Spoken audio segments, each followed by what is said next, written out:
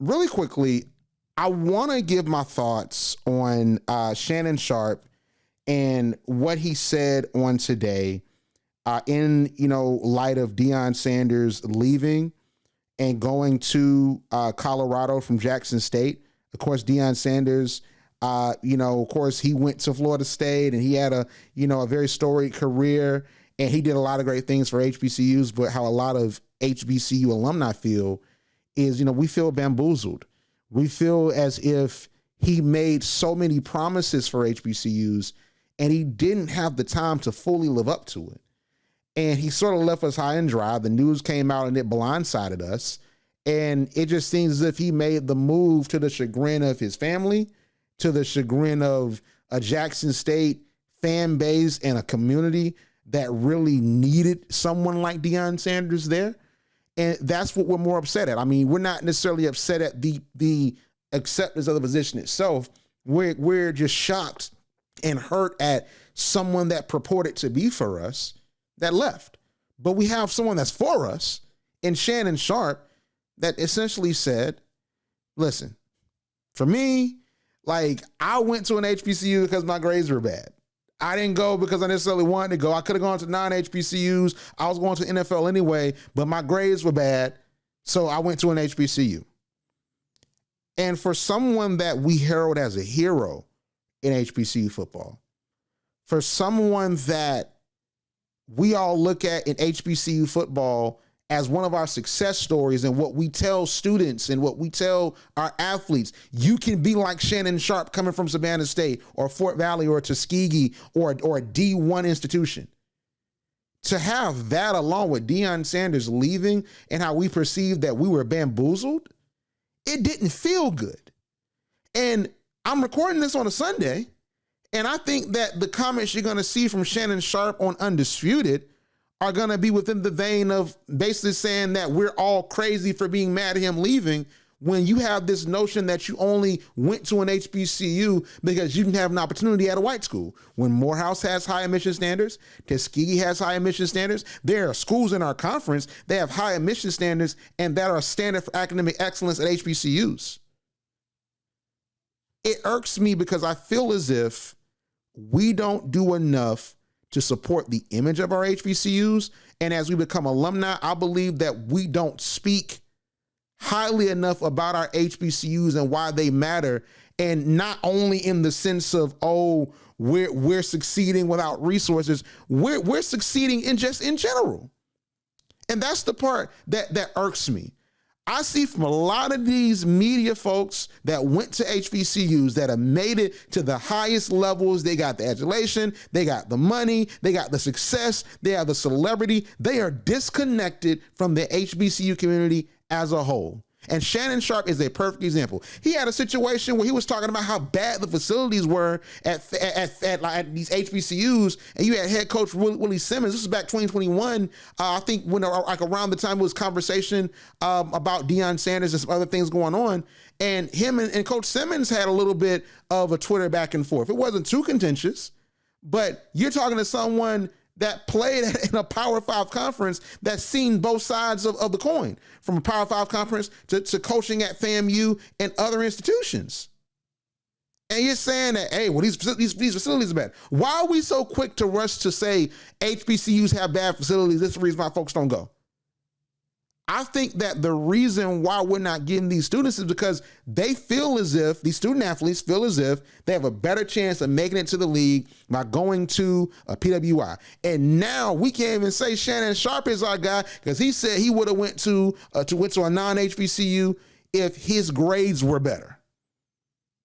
As someone that is an SIAC graduate and that worked in athletics when I was a student being a commentator, and I just laud Shannon Sharpe for his success that he had both in his media career post-football and also what he did for the Broncos and the Ravens, him being such a dynamic tight end. And then how sometimes he'll talk about his college career and he'll mention Morehouse. He'll mention Fort Valley. He's mentioned Fort Valley a couple times. I'm like, we have a guy that's in there. And I wondered, like, man, maybe we should bring him in for a simulcast, like a Manning cast of sorts, or if Fox Sports will let him, or I want to see him do more with the conference. I want to see Undisputed on Savannah State's campus. Dude, if this is how you're being an HBCU advocate as one of our celebrity alumni, I'm looking at you real sideways. And I'm going to be looking at you real sideways come Monday when I hear your comments. Because I just think that if you're saying that unprompted about your time at an HBCU, I think that your comments about how we feel about Deion Sanders leaving Jackson State is going to be a whole lot different. And I don't think we're going to be big fans of it. I think that we're anointing celebrities to be our voices when they really shouldn't be, especially if they're not speaking within the ideology of my HBCU experience changed my life.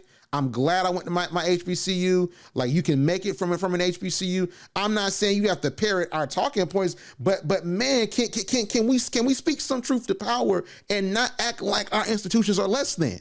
Because they're not. Do we have setbacks? We do. Have we had resources held back from us? We have. But we have to graduate from our institutions and speak about the greatness that comes from it.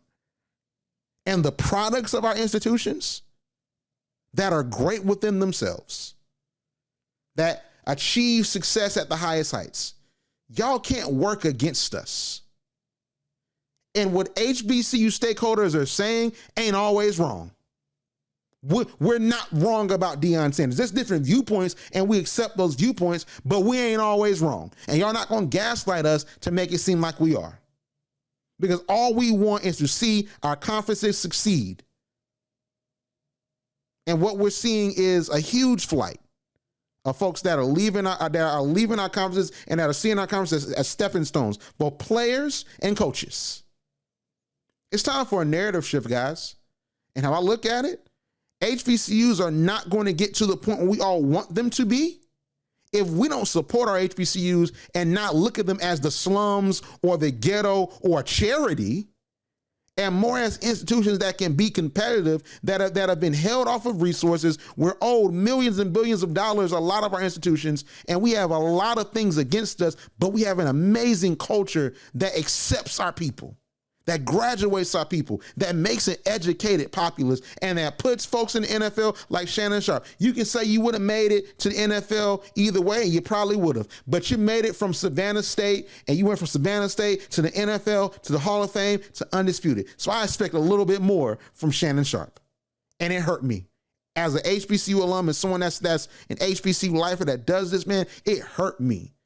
And I really wish Shannon Sharpe would apologize or at the very least clarify his statements a little bit more, but he ain't going to do it because a lot of these folks that in the media, they are black men that feel like they're never wrong. And they're black men that feel like I don't need to apologize because he don't care that he offended us. He don't care that made us look crazy in the midst of Deion Sanders already leaving, going to Colorado. That's a 1-11 school after leaving like a Jackson State program that went 11-0 and 12-0 and won the championship 2 straight times.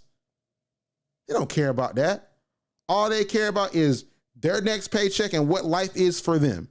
And then they'll come back to HBCUs and show support when it's convenient for them. We can't do that anymore, guys. So that's just my take on what happened with Shannon Sharpe. I'm just very disappointed in him. And I'm going to check out what he says on Undisputed, but I'm already knowing I'm not going to really be the biggest fan of it. Like what you hear? Yeah. Subscribe to HBCU Pulse Radio on Apple Podcasts, Spotify, or wherever you get your podcasts. Also, head to HBCUPulse.com to stay up to date on what's going on in the HBCU community. Thank you for listening to HBCU Pulse Radio.